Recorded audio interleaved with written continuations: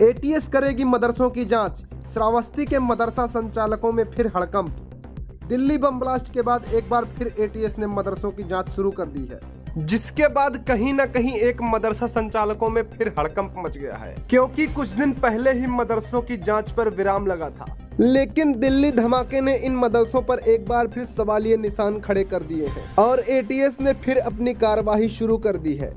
जी हां, खबर है भारत नेपाल सीमा से सटे श्रावस्ती जनपद में दिल्ली धमाके के बाद एटीएस ने सभी मदरसों की फिर से जांच शुरू कर दी है, जिसके बाद कहीं ना कहीं मदरसा संचालकों में हड़कंप मचा है। तो वहीं कुछ मदरसा संचालकों का कहना है कि सरकार जैसा करना चाहती है वैसा करे, हम हमेशा कागज दिखाते आए हैं और दिखाते रहेंगे। बहरहाल मदरसों में हम देश की मोहब्बत का इल्म देते हैं, ना कि आतंकवाद पैदा करते हैं।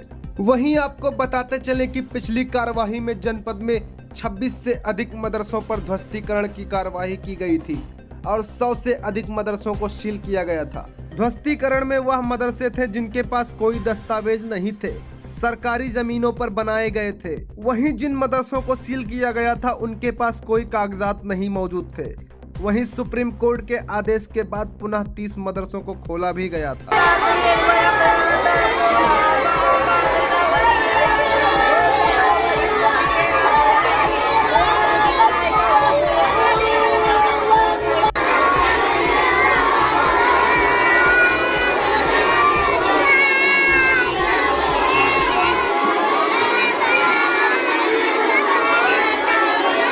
हुई है इसको आप मतलब ये जो मदरसे एक बार फिर हुई, इससे पहले भी हो चुकी है। श्रावस्ती में ख़ास तौर से सारे मदरसों को सीज कर दिया गया था, कई मदरसे को ढहा दिया गया था। इस पर क्या कहेंगे आप? जो जांच हुई है और जो मदरसे ढाए गए जिनके कागजात नहीं थे उनको ढा दिए गए, और जो मदरसे में अल्हम्दुलिल्लाह जिनके कागजात वो आज भी चल रहे हैं, और कुछ मदरसे खुल चुके हैं, कुछ खुलने वाले हैं। तो अच्छी बात है जो जांच हुई। अच्छा, फिर सरकार ने एटीएस की जांच बैठाई है, ठीक, उस पर क्या करेंगे आप?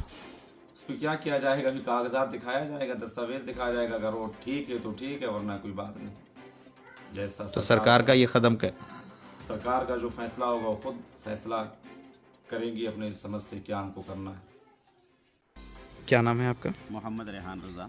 हाफिज जी, ये बताइए, यूपी में दिल्ली बम ब्लास्ट के बाद एक बार फिर एटीएस ने मदरसों की जांच शुरू कर दी है, मदरसों को खंगालना शुरू कर दिया है।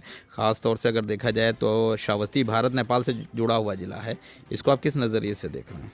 देखिए, जो श्रावस्ती है वो नेपाल से जुड़ा हुआ तो है, इसमें कोई दो राय नहीं है। और उसमें बम ब्लास्ट की बुनियाद पर देखा जाए तो हमारे मदरसे से और उससे कोई ताल्लुक़ नहीं है। और एक मरतबा नहीं, चाहे जितनी मरतबा वो चेक करना चाहते हैं, हमारे मदरसे को जांच करना चाहते हैं, तो उससे हम पीछे नहीं हटेंगे।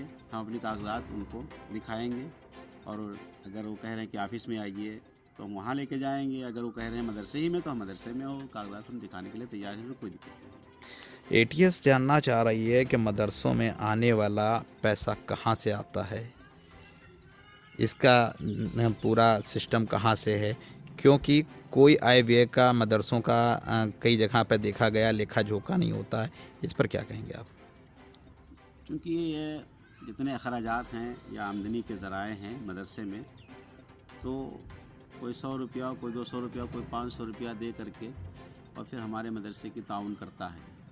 और पिछली मरतबा जो जांच हुई है उसमें हमने आमदो खर्च की भी एक कागज़ात मैंने जमा कर दिया है, जो ऑफ़िस में जमा है। तो यही कुर्ब जवार के जो चंदे होते हैं थोड़ा बहुत, उसी से कोई मुस्तकिल एक मोटी रकम नहीं कि हाँ कोई 10,000, 15,000, 20,000 रुपया दे करके हमारे मदरसे को ताउन करें। बस ये है 100, 200, 500, 1000 के नीचे। क्या विदेशों से भी फंडिंग होती है? कभी नहीं हुई है। जो हमको फ़ायदा मिला है तो हमारे ही मुल्क से मिला है, हमारे ही मुल्क से मिला है, दूसरे गैर मुल्क से कभी हमको कुछ मिला ही नहीं।